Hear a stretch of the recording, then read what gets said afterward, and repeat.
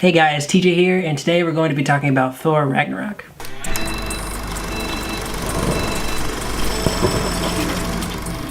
I would say this is a mixture of the first Thor movie and Guardians of the Galaxy.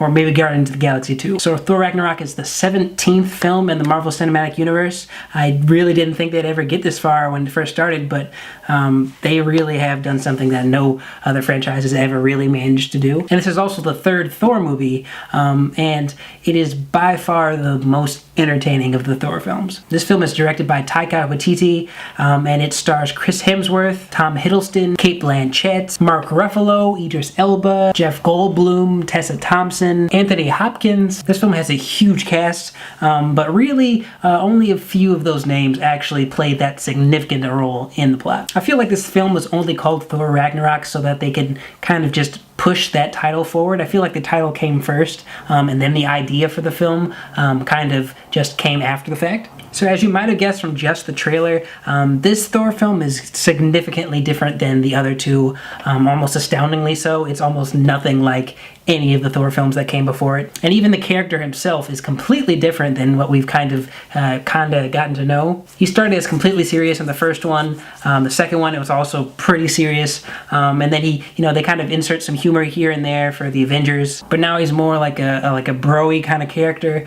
It's hard to explain, but the second that this movie kicks off, like, it instantly is a different character than the Thor that you've seen in any of the past films. The biggest difference from the original Thor films is the fact that, like, everything in this film is pretty much lend itself to being a comedy. A lot of people think that the Marvel films have too many jokes in them, and for some people that's just a deal breaker. I like the humor. I think that it kind of brings lightness in some of the overly dark action films that we have nowadays. Sometimes I feel like it could be too much, but most of the time I feel like the Marvel films, they kind of just fit into their own genre of comedy in a way. But this film is in a whole nother ballpark. This film essentially has dialed up the Guardians of the Galaxy formula and turned it up to 11. Really, this film is completely comedic. There's almost no real drama in this film, and I kind of feel like the rapid-fire jokes kind of undermine the film's heart. In previous Marvel films, they would do this thing where most of the comedy came in the form of the Earth sections of the films.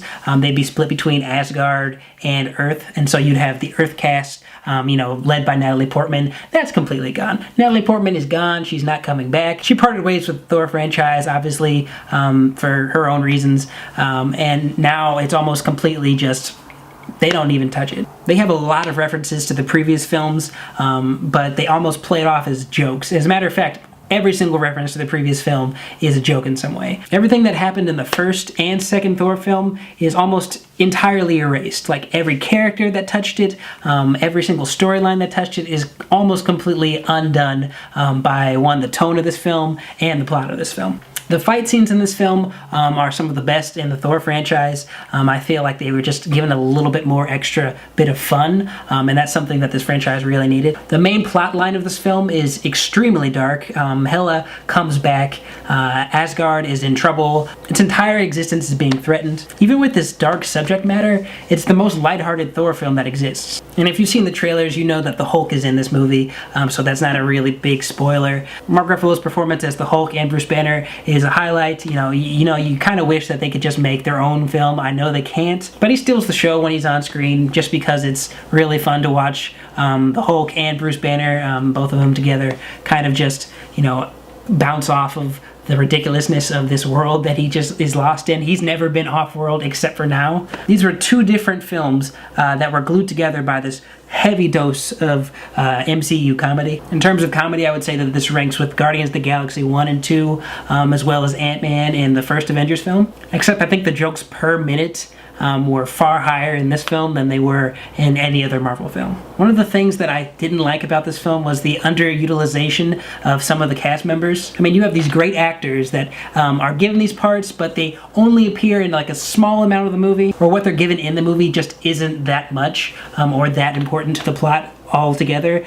The villain of the film, Cate Blanchett, who plays Hela, the goddess of death, I think she does a pretty great job. She was actually seemed to be into the role. She's the most consequential of villains, but she definitely is better than some of the forgettable villains of past MCU films. Jeff Goldblum is in this film, and every time he's on screen, it's just really funny. Like, he's playing essentially himself, but I guess that is a character in this universe, really. He's the Grand Master in charge of this whole arena thing. I enjoyed every scene with him in it. You could tell Chris Hemsworth was having a lot more fun with this movie than he did with the other two Thor films, and I think that works to this film's benefit. When the actors are having a good time with the characters and with the film itself, then that kind of, in a way, translates to the audience's enjoyment, and I definitely felt that sense of entertainment in this film. This is one of the more memorable MCU films. I feel by the time they get to 50, this is probably going to be one that people can easily pick out just because of the ridiculousness of the situation, pairing up Thor and the Hulk in the same film. And obviously that switch in tone was very significant,